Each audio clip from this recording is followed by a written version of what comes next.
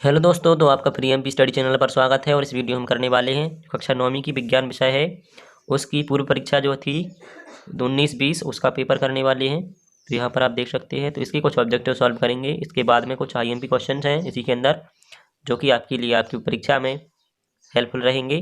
तो आइए शुरू करते हैं। अगर आपने हमारे फ्री एमपी स्टडी चैनल को सब्सक्राइब नहीं किया है तो कर लीजिए और वीडियो को लाइक कीजिए। इसके बाद में हम देखते हैं जो पहला प्रश्न है वो है सही विकल्प चुनना है। तो जो उसमें पहला है सही विकल्प का, उसमें दिया है जल का क्वथनांक है।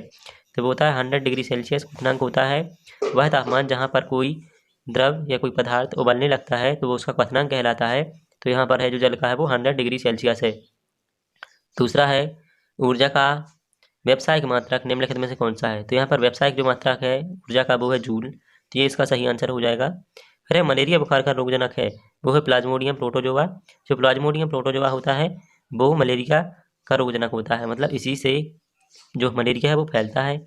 फिर अगला प्रश्न है आवर्ती का एक एसआई मात्रक है। ठीक है, आवर्ती का एक एसआई मात्रक है वो है डेसिबल। तो डेसिबल का जो है वो आवर्ती का मात्रक है एसआई। और अगला प्रश्न है ओजोन का जो अणुसूत्र है वो होता है O3। तो ये इसका करेक्ट आंसर हो जाएगा। ओजोन का अणुसूत्र होता है O3। फिर नेक्स्ट क्वेश्चन दिया है जिसमें है प्रश्न 2 रिक्त स्थान भरिए। तो पहला है रिक्त स्थान भरने के लिए यदि किसी मिश्रण का एक घटक लोहे की छीलन है तो विधि खालिस्तान द्वारा पृथक किया जाता है, चुंबक या क्रोमेटोग्राफी। तो वो होता है चुंबक विधि द्वारा। ठीक है। नेक्स्ट है किसी पिंड द्वारा कार्य करने की क्षमता को खाली स्थान कहते हैं। तो ऊर्जा या शक्ति। तो कार्य करने की जो होती है वो शक्ति होती है। ठीक है, किसी पिंड द्वारा कार्य करने की क्षमता को शक्ति कहते हैं। और हमारे वायुमंडल में नाइट्रोजन गैस खाली स्थान प्रतिशत है तो वो है हमारी 78%। ठीक है। और इसके बाद में है प्रति इकाई क्षेत्रफल पर लगने वाला प्रणोद खाली स्थान को कहते हैं। तो वो होता है दाब को हम कहते हैं। ठीक है। और नेक्स्ट है द्रवों का घनत्व मापने के लिए उपकरण का प्रयोग किया जाता है। तो वो कौन सा उपकरण है? इलेक्ट्रोमीटर। तो वो होता है द्रवों का घनत्व मापने के उपयोग में आता है। फिर है अगला क्वेश्चन जिसमें दिया है सही जोड़ियाँ बनाइए। तो यहाँ पर आ जाएगा संवेग का नेक्स्ट पेज पे दिया गया है। तो गतिज ऊर्जा का भी नेक्स्ट पेज पे है। तो केंद्रक की खोज थी वो रॉबर्ट ब्राउन ने की थी।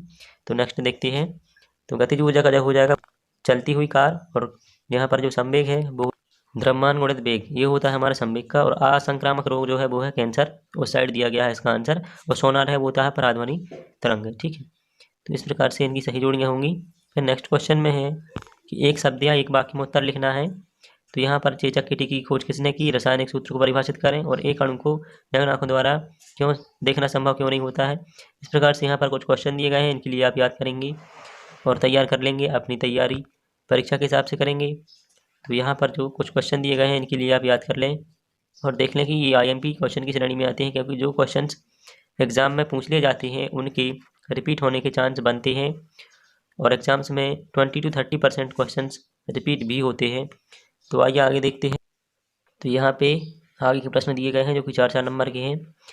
तो इस तरह से कुछ पेपर में आए हुए प्रश्न हैं जो कि पूर्व बोर्ड में आ गए थे, पूर्व परीक्षा में आ गए थे। तो इनके लिए आप देखेंगे, स्क्रीनशॉट लेते जाइए और इनके लिए तैयार कीजिए। आगे देखते हैं। तो यहाँ पर लास्ट है जो क्वेश्चन हमारा वो है 22वां, पादप कोशिका का नामांकित चित्र बनाइए। हिमजंतु कोशिका का नामांकित चित्र बनाइए।